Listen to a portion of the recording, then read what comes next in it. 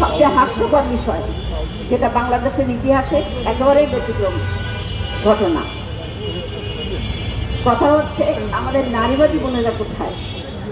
যে নারীবাদীরা নিরাপত্তার জন্য তাদের ঘুম নেই, তারা নিরাপত্তা চান, তারা অধিকার চান। আপনি নিরাপদ থাকতে চান, এই শিশুটা কি নিরাপদ থাকতে চায় না? তার কি অধিকার নেই? তাহলে আপনি কেন আজকে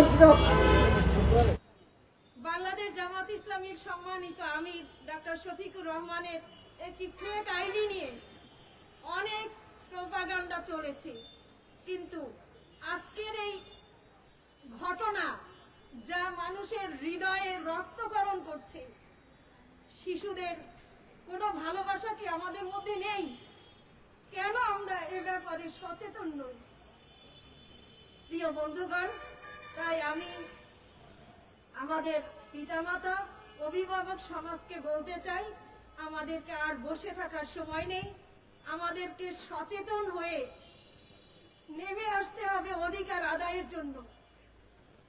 আমরা নারী সমাজের অধিকার মর্যাদা প্রতিষ্ঠিত করতে চাই, শিশুদের নিরাপত্তা দিতে চাই, এবং এই জন্য এই শিশুদের নির্যাতনের ক্ষেত্রে যারা এর সাথে জড়িত রয়েছে তাদের সর্বোচ্চ শাস্তি আমরা দাবি করছি আমাদের সমস্ত অভিভাবক এবং পিতামাতার পক্ষ থেকে।